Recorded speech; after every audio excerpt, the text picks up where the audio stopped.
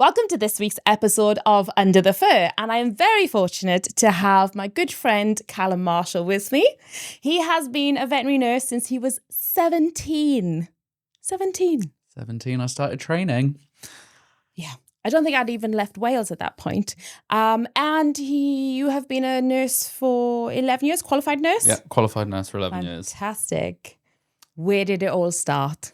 Started in a very rough part of North London, actually. So I did my training at the Mayhew Animal Home, which is in Kensal Green, so bordering Harlesden and some other lovely areas. But it was an animal charity. It's lovely there. I've been there. It's great. It's lovely.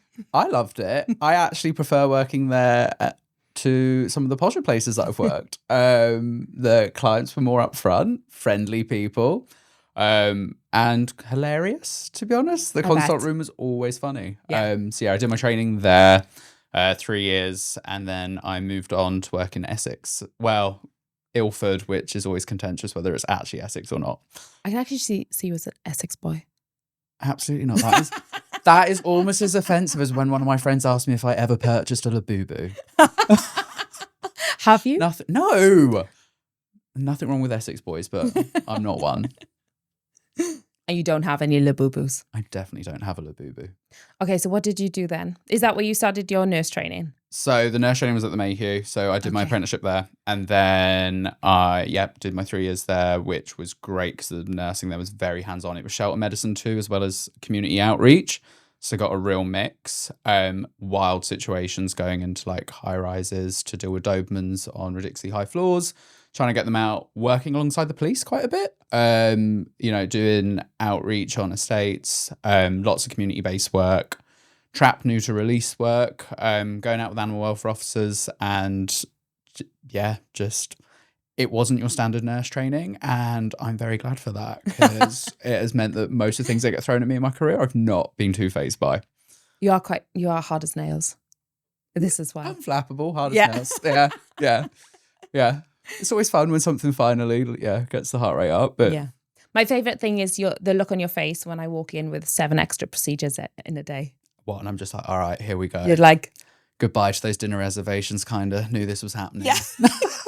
I don't even think you complain about it. You just pick up your phone, text whoever you were meeting, put it down, and we get on with it. Off we go. It's fine. It's just more fun. So what happened after Mayhew? So after the Mayhew, I then went to work for Vets Now. So I was on their inaugural nursing edge course. So did some ECC training with them up in Scotland. Was supposed to have a mentor period. The staffing levels were less than ideal. So my first shift, I walked in to be told that I would be having a mentor shift. I was not. I was doing a critical anaesthetic on a septic abdomen and had to work out very quickly how to do an auto transfusion on my own, which, to be honest, is pretty standard for the way my career's gone. So sink or swim? Yep. And And the animal did well till the end of the shift. I kept it going. I think that was the first time I ever used vasopressors too. Just picking up a book. Me and the vet were like, sure, we can work this one out. Yeah. So that was there. So that was Vets Now Ilford. So it did the out of hours for 3 PDSA hospitals over East London, Essex way. So large caseload, lots of fun. That's busy. Very busy. I've done a PDSA shift in Vets Now, and 20 inpatients. You don't get naps. And it's a 14-hour shift. It was 15 back then. 15-hour shift 15, without a nap. But it was fine. It was fun. The team were great. It was the team dynamic there that I loved. And I got to learn a lot.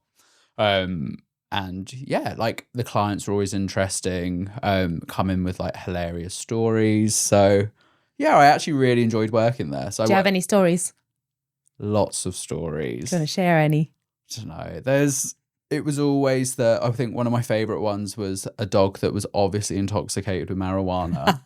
2 teenagers that were in the back of the consult room, rather bleary-eyed themselves and their little 80-year-old grandmother. And we were like, is there any chance the dog could have got anything? And Granny's like, definitely not. And we're looking at the kids like, they're definitely high. There's no way they're not. So we were like to Granny, like, do you want to just pop out to reception to do the consent form? And as soon as she was out the room and she looked at the kids and went, what did you give the dog? To which they were like, nothing. Honestly, why would we lie to you? Why would we lie to you? And we're like, if you don't tell us the truth, we're going to go out there and tell your grandmother that you're high in this consult room. So you might want to tell us what the dog's had. So you said, tell us the truth or we're going to tell on you? Yep. I was like, I will Grandma. snitch you out right now. So yeah, to which point they then admitted the dog had a hash brownie. So treated the dog, bit of IV fat, all good. Yeah, which was also similar to one of my favourite stories when I went over to the vets now in Staines, where a client came in, she pulled her chihuahua out of a cat carrier and the spliff fell out with the dog. She was in the Adidas t-shirt that said doper than dope. And we went, is there any chance your dog could have had marijuana? And this thing was swaying in the breeze, pissing everywhere. And she's like, no, I wouldn't even know where to get drugs from. Wow. We're staring at the spliff on the consult table, like, just be honest with us. Just be honest. So yeah. I have a story like this from Vets Now Staines as well. When I was locuming once, a really well-dressed, lovely lady came in with her dog that was off his face. It had the classic like pinpoint pupils. I could smell marijuana on its breath. And I said, your dog's had marijuana. I didn't even ask. I said, your dog has had marijuana. She was like, there is absolutely no way. There's no chance. I said, it has. I need to treat it. And she's like, no, you've got it wrong. And so I looked at her and I just said, do you have a teenager at home? And her face dropped. And she just said, one moment. And she went out to the car park. And all I heard was, you stupid idiot. Yeah. Slam as a car door shut. And she came in and she was like, yes, it wasn't my son's. It was his friends. They brought it to the house. And I was like, it's fine. Can I treat your dog for marijuana toxicity now? It's that moment when you just have to look at them and be like, we're not the police. Yeah, I actually exactly. don't care what your dog, where you got it from. I just need to know what it's had. No, so that we no can jurisdiction here. I just want to treat your pet. Yeah. Although my favourite intoxication was an intoxication that didn't happen. This little girl, her mum was an au pair and they were looking after the people's dog. The girl and the dog were found in the room with a load of chocolate. And the little girl was like, the dog ate the chocolate, not me. So comes rushing down to the vets. And the mum's like, I don't 100% believe her. And it was this little dachshund. And we were like, don't worry, we'll take him through, make him sick. Not a lick of chocolate in there. Walk out to reception, I think, with an eyebrow raised. And the little girl knew the gig was up. She just started crying and apologising. She was like, Mummy, I'm sorry. And the mum looked at me and went, so I'm assuming the dog ate no chocolate. I'm like, not at all. Yeah. This feels like something my son would do. Oh, 100%. He would do that. Yeah. I've had a case where one dog framed the other one. Oh. You've had those where something's been eaten at home and one dog's sitting there looking guilty and the owner's like, it was definitely that one. And the other dog's just like living his best life. I'm fine. And you've made that dog sick. Nothing's come up. And I've said, are you sure it's not the other one? And she's like, okay, let's try. Pukes up. Guess what it was? Diamond earrings. First of all, what dog wants to eat diamond earrings? Imagine if it had got rid of them down the local park. Well, yeah, exactly. At least it was on the clinic floor. Although I got her to fish it out and wash them. I wasn't going to touch that. You want to put them in the ultrasonic cleaner? No, I was like, your diamond earrings are on the floor. Feel free to come through and get them. That's whenever it's a condom or a tampon. I'm not clearing that up. Oh, gross. The dog's gone in the bin and eaten them. I'm like, that's gross. Have you had that? Multiple times. Oh. Multiple times. That's so gross. Yeah. So they say that, and by they I mean me, the weirdos come out at night. All the time. Well, weirdos, more interesting people. Yeah, I mean, also it is fun people. Like, it is more fun. Like, yeah. Especially my Vets Now career, I've gone all around like the UK. So like up to Liverpool, Aberdeen, like I've been in multiple places and I do love it. Liverpool was hilarious because there was one time that these two guys that, to be polite, they were junkies that were off their face. They had been in a massive fight, but came in because they thought the dog had pulled its nail. And I mean, these guys needed stitches themselves. And I was like, guys, you don't need to be here right now. Like, you need to be in A&E. The dog is fine. Or I think another client there came in and she had imbibed in something. And she was like, I was like doing a show. I was like, what's wrong with your dog? And she's like, well, can't you tell? And I went, no. She was like, well, he's magnificent. I was like, yeah, you've got a lovely dog, but why are you here at 3 a.m? And she was like, well, he's shimmering. And I was like, do you mean, just to clarify, do you mean seizuring? She's like, no, he's shimmering. And then I was like, you're off your face on acid, okay? And I just looked at her and went, we can end this here, or you can pay £200 to go through with all of this. And she had a moment and she thought about it and realised that her trip wasn't worth £200 on these drugs. So off she made her way out of the clinic. Which is what we call stupid tax. Yeah. When they pay a consult and you've tried to stop them from paying for that consult, but they insist. Right now. Yeah. But yeah, like met lots of interesting people overnight, some celebrities as well who've come down with their pets, which everyone's always like, wow. And you're like, well, in the consult room, everyone's just a normal person. Yes. Yeah, you know, absolutely. You've had up in your bougie days in North West London, all yes, your high-end clients. Yes, quite a few. Had a few singers. Yeah. Who sang down the phone to their dogs. Love it. Yeah, Love it. I had one guy that was a very well-known presenter who let himself out back and ate all our Christmas chocolates. Goodbye to the Fulton and Masons. Yes, so I was like, well, I'm not a fan of yours anymore. Did he replace? Absolutely not. I think he just thought they were out for anyone. Love it. And he just ate our Christmas chocolates. Oh. But it's fine. We saved his dog. He didn't buy us any back, but you know, dog's fine. That's the main thing. I'm absolutely not bitter. No, not at all. Not at all. Not a bit. Yeah. So would you recommend night shifts to vet nurses or vets?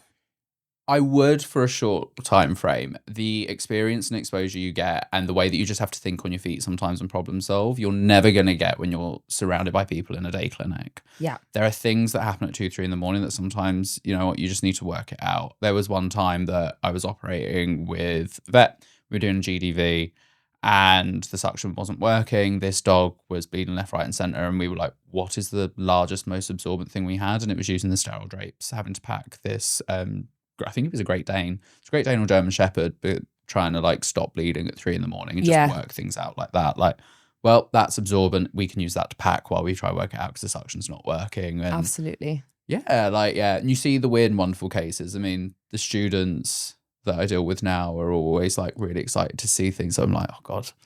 I'm like, yeah, GDV, whatever. Just be awake at 2 in the morning and you'll see one. Yeah, I have suggested that. Yeah.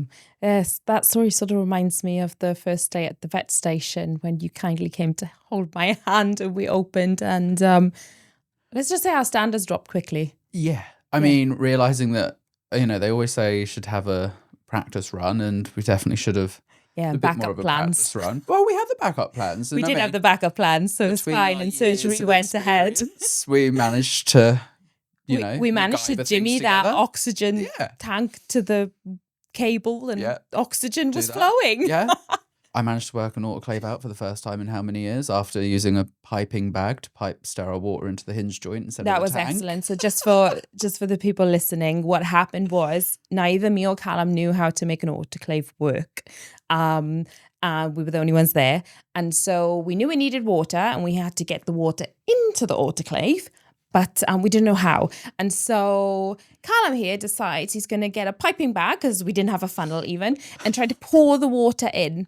And then anyway, another nurse that was working then discovered what we were doing. So she had been downstairs and she came up and she was like, what are you idiots doing? It's suction.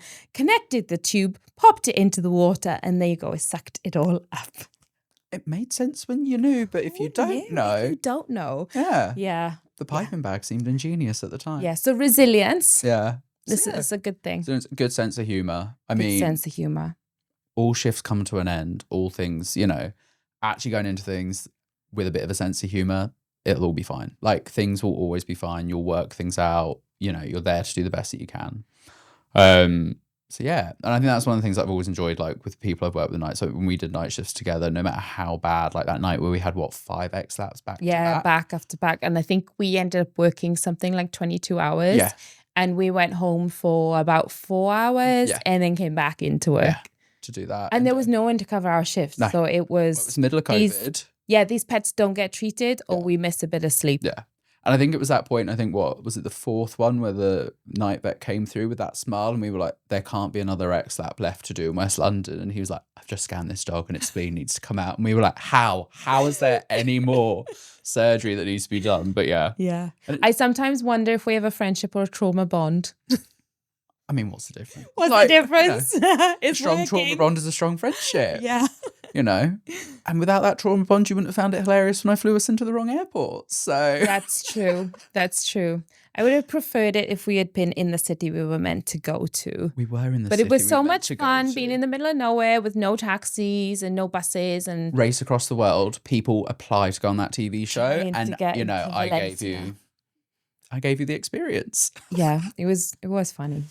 Yeah, you know, next time I won't try book a flight mid-consult. I even know the look on your face when something's gone wrong. There's a bit of silence and then you're rapidly doing things on your phone because you always want to find the solution before you tell me there's a problem. I'm a solutions person. What can I say? Don't come to me with a problem. Come to me with a solution. Night shift working. Yeah. Okay. Excellent. Yeah. The other thing I was going to ask you to talk about was your anesthesia certificate, because that's obviously something that I've relied on heavily. So thank you very much for doing that. It's benefited me a lot.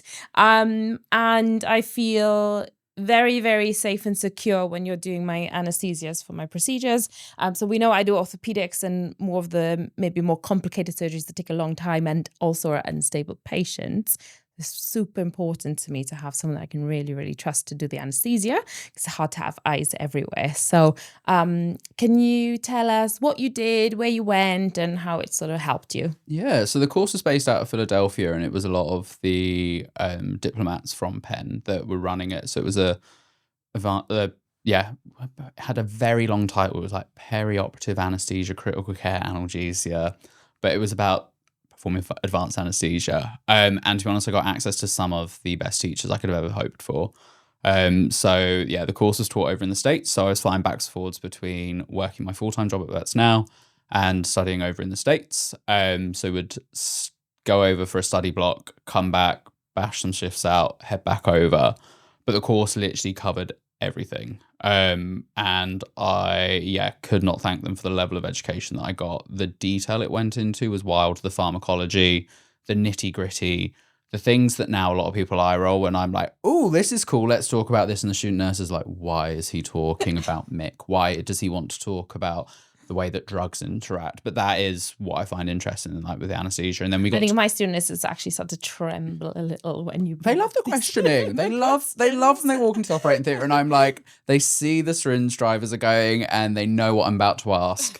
And yeah, although I have realised I'm a bit samey when now some of the older ones that have been there a while can be like, oh, he's asking that question again. I'm like, oh, I need to get some new material soon. Yeah.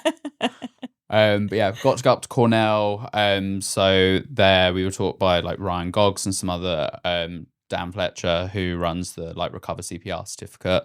Got to go into the Recover lab, do my CPR certificate there, taught about ventilators up there. It was just the access learning I got there was second to none. And yeah, I so grateful for it. And it really, they like did talk a lot on that course about, you know, the like trust you need in the operating theatre as well. Because like you said, it's a two-way street. We both have to trust each other when we're in there. Now, I wouldn't be able to do the anaesthetics that I do without being able to trust you, and especially within the framework in the UK, know that me and you have that level of trust where I can discuss the protocols that I want to use with you and know that, you know what, you're going to look into these protocols and be happy to prescribe and do all of that. So yeah.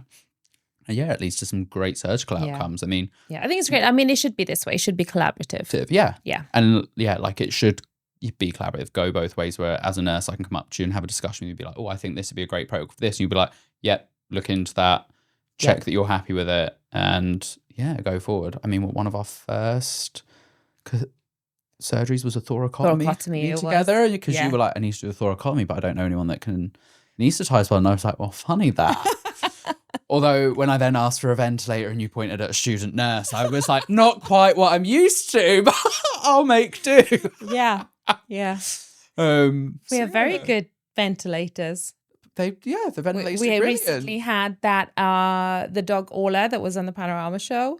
Yeah, I know I cheated on you.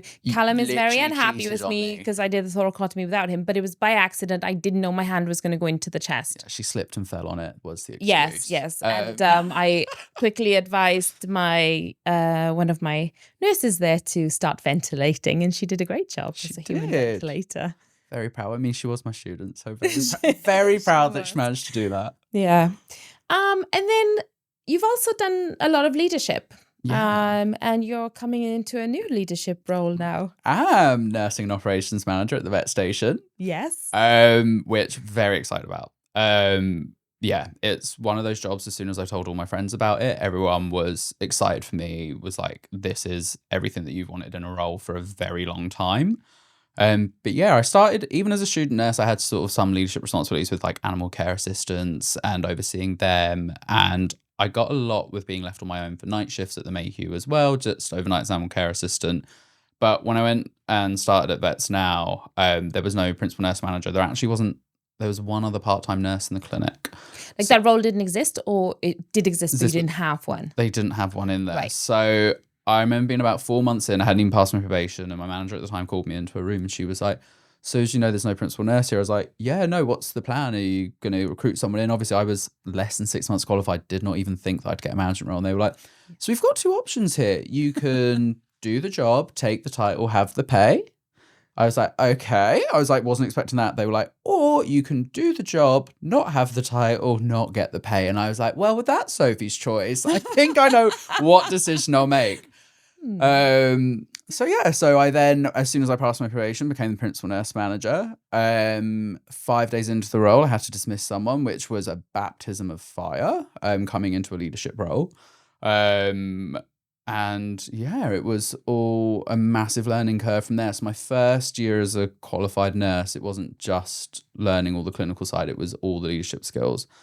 But some of the people I was surrounded by my early years at Vets Now, I could not be more grateful to learn from some of them. Absolute leaders in the profession.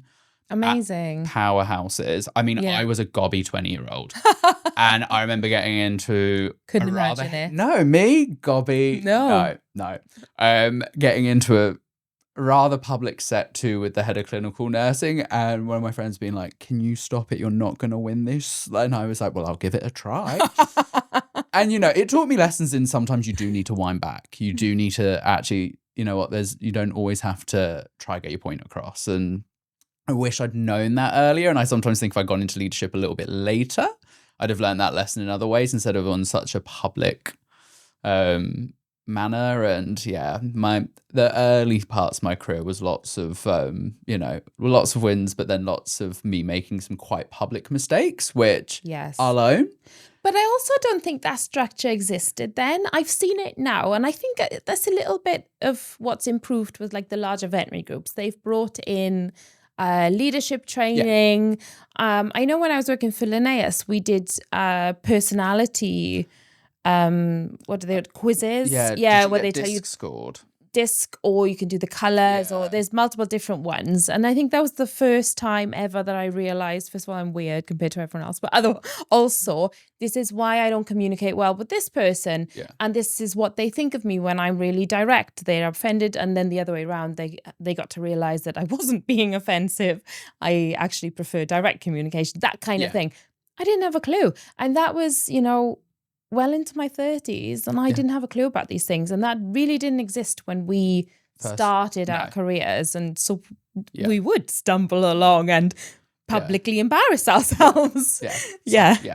When I had my personality scoring, so I remember I did it, and then I sat in the room, and I sat next to my co-manager at the time. And I looked over at him and was like, what did you get? And he got, I can't remember what his one was, but it was like, he needs all the detail and he's reasonably quiet. And I looked down at mine, it was D&I, which was like dominant and influencing. So on it was like, you're going to be loud, the center of attention, chatty, talking to everyone, very confident. And I was like, well, that's not me at all. I'm a little wallflower. Which also showed I had no self-perception at the age of 24. It's like, I'm a wallflower. I wouldn't say boo to a goose. And he was like, that has you down to a T. Yeah. Similar experience. Yeah, I was like really shocked. Just like, but no, I'm so quiet. That's not my personality type in the slightest. So yeah. Also learned weirdly that my husband has the opposite personality type for me, which is not supposed to go together. They do attract, don't they? They do. Yeah. Interesting. So you've done. I don't know if there's any roles within vet nursing that you haven't done. I had a little go at most things. I've worked charity. I've done some shifts in referral, been over to the US with my certificates. We went into like referral centers there, saw inside the university practices. So how are you balancing it? Because you're busy. You work a lot. I know you work a lot. You pick up all of the extra shifts. You've been amazing for me. I pick up the phone and you come running and help me. And you're always working, but you're also super social. Yeah, work hard, play hard. I love to travel, so yeah, I spend a lot of time traveling. Some of that, Even if he flies to the wrong city. it was the correct city. It was just 200 kilometers away from where we were supposed to Was be. it 200 kilometers? Something like that. It was the equivalent of landing in Southampton if you wanted to go to London. Yeah. Anyway, according to Ryanair, it was a we're Valencia moving on. airport. It was a Valencia airport. But no, yeah, like lots of travel. Some of that linked with veterinary. So, some of the travel. So going to the States when I was studying there, one of my best friends lived in DC. So I spent weekends with him. I drive up to Boston to see another friend. Went out to California. Mexico was more recent. What happened to Mexico, Calum? So I had been over in San Diego where my best friend is currently stationed. And I think I was there for a conference actually. Anyway, we were out having a great time in Hillcrest, which is a bit like the Clapham of San Diego. Lovely gay time. And then my friend was like, should we go to Tijuana to carry on the party? Now Tijuana is just across the border. And I was like, do you know what? I've never been to Mexico. This sounds like a great idea, drunk at 2:00 in the morning.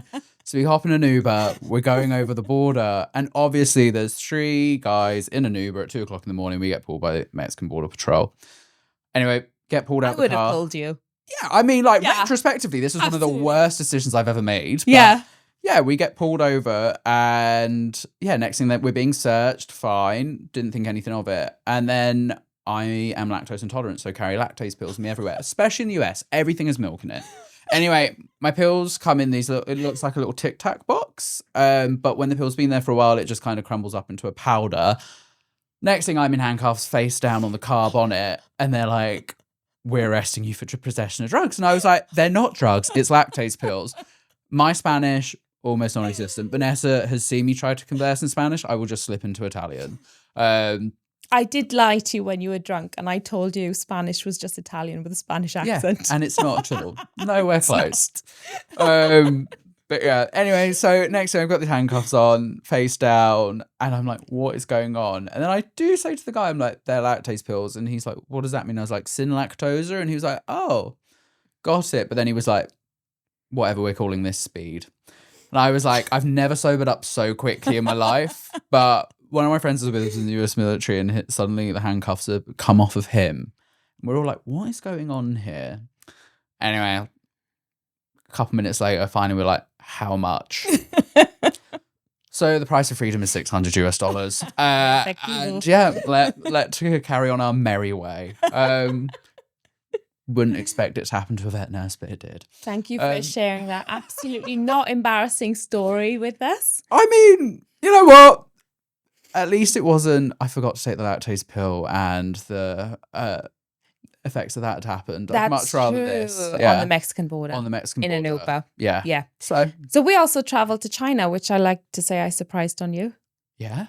A quick China trip. Yeah. But that was amazing. I sort of booked your tickets and told you were coming. But we went. It's the perfect friendship. Yes. Perfect. Are you free these and I knew days? you'd be the person that would just say yes. So I didn't ask first. But we got to go to the Harbin Slaughterhouse Survivors. Yep. And we did amazing stuff there. It was wild. Yeah. I didn't actually believe you when you said it was 1,500 dogs at this rescue. I was like, oh, that's an overestimation. There was a lot about that trip you didn't believe. Yeah. Yeah. Yeah. Yeah. So I like to show it to you. Yeah.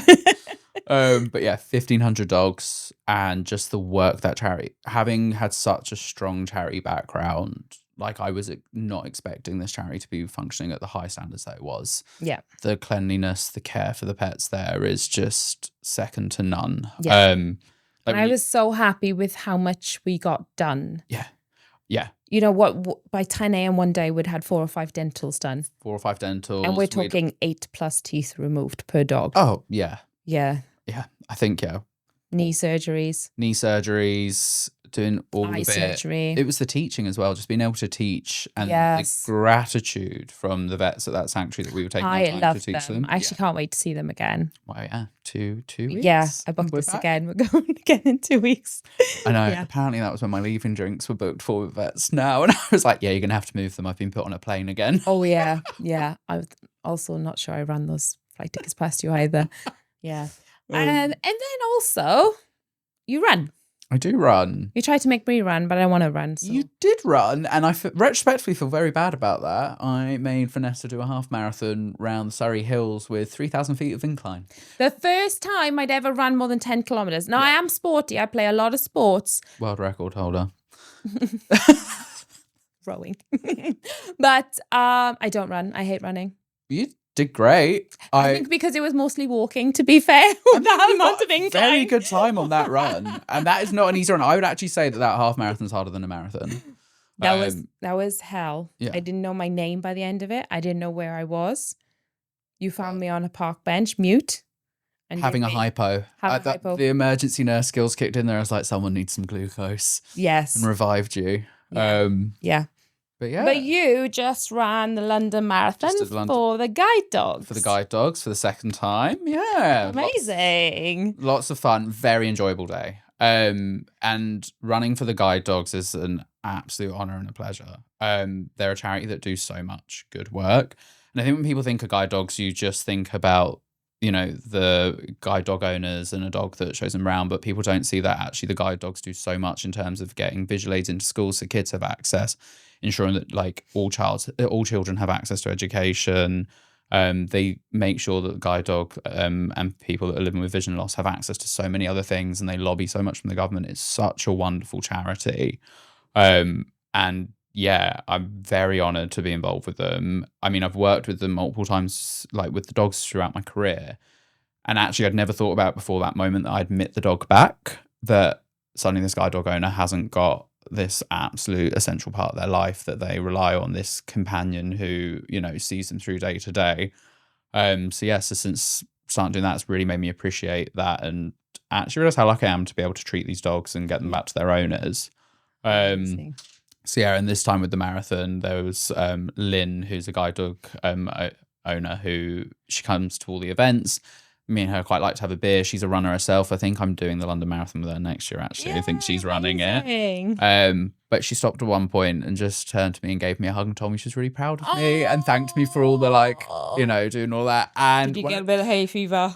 Lots of hay fever. I was actually glad my sister, who works the guide dogs, had to lead Lynn into a train station at that point. And I actually stood there and sobbed for about 2 minutes of my own because, it's just really nice. So I did the London Marathon this year and I've got a spot for them again next year. So I'm very proud of you. Yeah. Why aren't you crying? Fun. Sorry? I'm proud of you. I know, but you've not given me the hug. I know. It's not the same.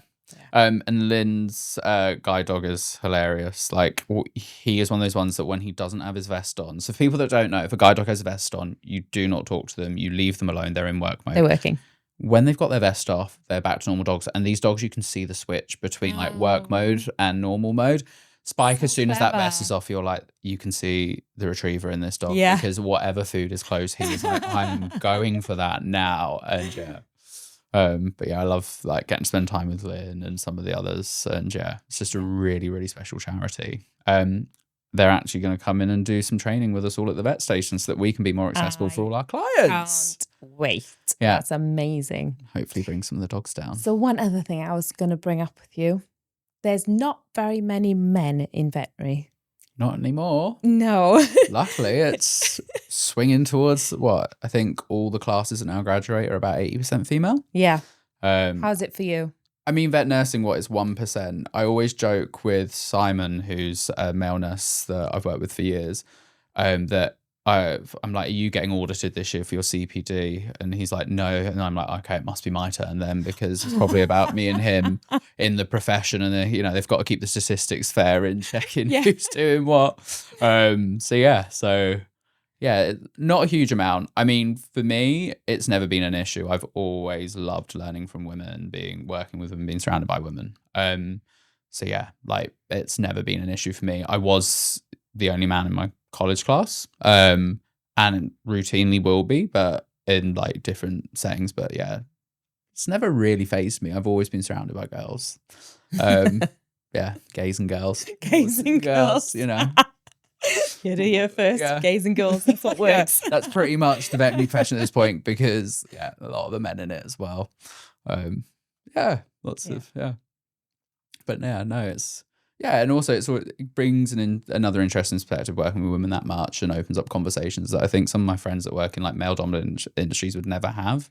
Like they don't understand like some of the misogyny that women can face and things Yeah. like that. So Well, there's still a leadership discrepancy in veterinary, which drives me nuts.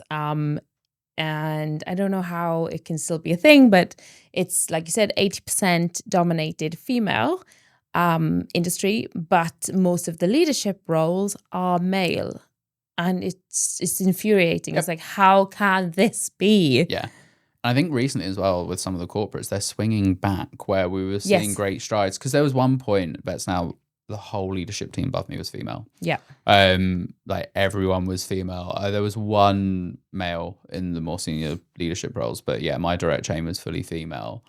But yeah, now again, you're seeing whole boards where it is men, particularly white males, that are like on the ops boards and things like that, which is a shame because that's not reflective of what happens on the ground and No. actually a lot of the talent that we have available to us as a profession. And you're missing a huge part of leadership skills when you don't represent both genders on a leadership board. And I don't know the solution. I just know it pisses me off.